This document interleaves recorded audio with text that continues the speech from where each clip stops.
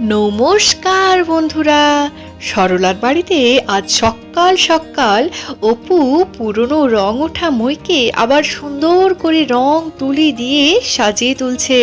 অন্যদিকে খামারি লক্ষ্মী মঙ্গলাকে নিয়ে ধান শীষ থেকে ধান মাড়াইয়ের কাজ চলছে।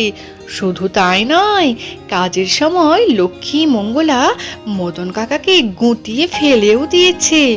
তো চলো বন্ধুরা, স্কিপ না করে দেখে নাও আজকের সম্পূর্ণ ভিডিওটি। বলি, কই গো, আজ একটু চা কি পাবো না সকাল সকাল খবরের কাগজের সাথে একটু চা না হলে হয়? আশিসের গলা শুনে সরলা তো ঘর থেকে বেরিয়ে এলো। হ্যাঁ রে উপমা, সকাল সকাল এসব কি নিয়ে বসেছিস বলতো? এই রং তুলি মই, বলি সকালে একটু চাটা দে খায়, তা না এখন এইসব করার সময়? না না সোনামা, আসলে আমি রান্না করে এসেছিলাম। কাল ওই দুটো ইঁদুর খুব ছোটাছুটি করছিল না, তো ওই মইটা ওই মরাইতে ঠেস দেওয়া ছিল, ওটা দেখলাম আমার উনুনের উপর পড়ে আছে, আর রং উঠে অনেক বিবর্ণ লাগছিল, তাই ভাবলাম একটু রং করে দিই। আর তখন আপনারাও কেউ ওঠেননি। বলি, ও খোকা, আজ বংশী আসবে মনে হয়। কাল মিনতি বলে গেছে ঘর যাওয়ার সময় আজ বংশী আর তার সঙ্গে একজনকে আনবে। তুই একটু তদারকি করে দেখে নিস, কিছু খড়ের আখড়া খামারেই আছে, আর কিছু গরুর গাড়ির মধ্যে সব নিয়ে গিয়ে এই তো বাড়ির আগে যে খামার আছে সেখানে লক্ষ্মী মঙ্গলাকে দিয়ে মাড়িয়ে নিতে হবে। ও থেকে যে ধান বেরোবে সেগুলো সব মড়াইয়ে ভর্তি করতে হবে। হ্যাঁ মা, তুমি ঠিকই বলেছ, না হলে এই ইঁদুর থেকে আর ধানকে রক্ষে করা যাবে না। তাও তো এই ধানগুলো কাল ভালো করে ত্রিপল চাপা দিয়ে রেখেছি। এদিকে দেখতে দেখতে অপু তো মইটাকে খুব সুন্দর করে নকশা করে সাজিয়ে তুললো। উপমা, এ কি করেছিস রে? এ তো চেনাই যাচ্ছে না, নতুন রূপে রূপবতী হয়ে গেছে একেবারে। খোকারে, দেখে যা দেখে যা। হ্যাঁ, তা তো বুঝলাম, কিন্তু খবরের কাগজের সাথে চাটা আজ আর পেলাম না। আর এই সকল কথার মাঝেই তো বাড়িতে বংশী এসে হাজির হলো।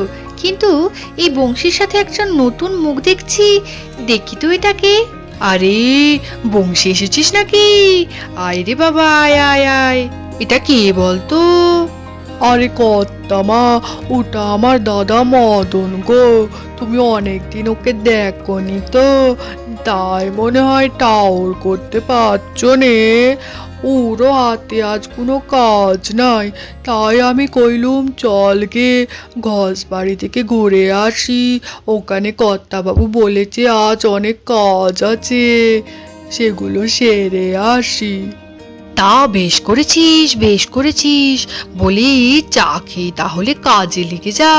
পেন নাম কর্তামা। থাক বাবা, থাক বাবা, ভালো থাক, সুস্থ থাক, সুখে থাক। বয়স হচ্ছে, অনেক কাল তো তোকে দেখিনি, তাই টাউর করতে পারিনি। তা বাড়ির সকলে ভালো আছে তো? আগে কর্তামা, আমাদের আর ভালো খারাপ, কাজ জুটাতে পারলেই ভালো, নাইলেই খারাপ। সবই পরমেশ্বরের কৃপা রে বাবা, তাকে ডেকেই বেঁচে থাকা। এই যে আমার খোকা, ছোট থেকে লেখাপড়ায় কত ভালো, স্কুল থেকে কলেজ পাস, তারপরে MA BEd, একটা চাকরি জুটাতে পারলো না।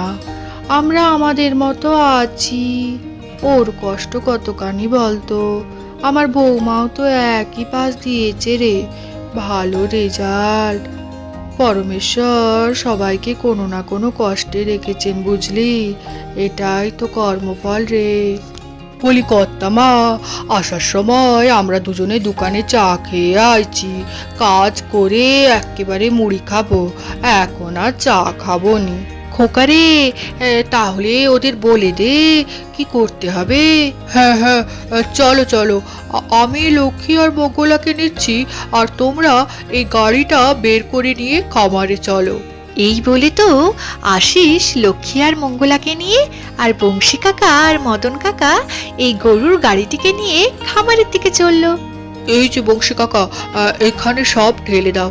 ওগুলো আজকে মাড়াই করে যে ধানগুলো বেরোবে ওগুলো পরিষ্কার করে বস্তায় ভর্তি করে গাড়িতে করে ভেতরে রেখে আসতে হবে। ওগুলো বাড়ির মড়াইয়ের কাছে ওখানে রেখে আসবে।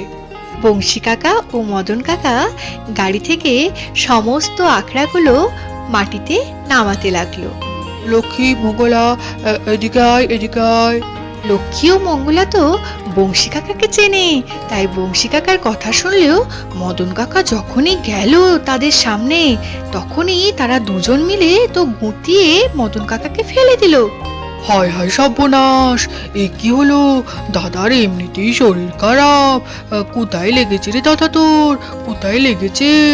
আরে না না, ঠিক আছে ঠিক আছে, ঘরের উপর পড়েছি তো, তেমন খুব একটা লাগেনি। দাঁড়া, তুই একটু জল দে। এইসব দেখে আশিস তো মাকে জল আনার জন্য ডাকতে লাগলো। মা, ও মা, একটু জল আনো তো এদিকে। বাড়ির কাছেই খামার, তাই সরলা দেবী তো এসব কিছু শুনে তাড়াতাড়ি করে জল নিয়ে হাজির হলো। তোদের কি কাণ্ডি লক্ষ্মী মঙ্গলা! হ্যাঁ, এরম কেউ করে? জল খা বাবা। কোথায় লেগেছে? জল দেব। কোথায় লেগেছে বল দেখি তোর। ও কিছু না কর্তা মা, আমি ঠিক আছে ঠিক আছি। এই নাও মদন কাকা, হোমিওপ্যাথি ওষুধ খুব তাড়াতাড়ি কাজ করে, কোথাও ব্যথা হবে না, তুমি সেরে যাবে। ঠিক আছে তাহলে, চল উপমা। এই বলে অপু আর সরলা দেবী তো চলে গেলেন। কি গো মদন কাকা, তুমি পারবে তো? না হলে তুমি বসো, আমি আর বংশী কাকা সমস্ত কিছু করে দিচ্ছি আজকে। না না ছোট কর্তা, ঠিক আছে সব। বংশী আর মদন লক্ষ্মী আর মঙ্গলাকে নিয়ে তো মাড়াইয়ের কাজ শুরু করলো।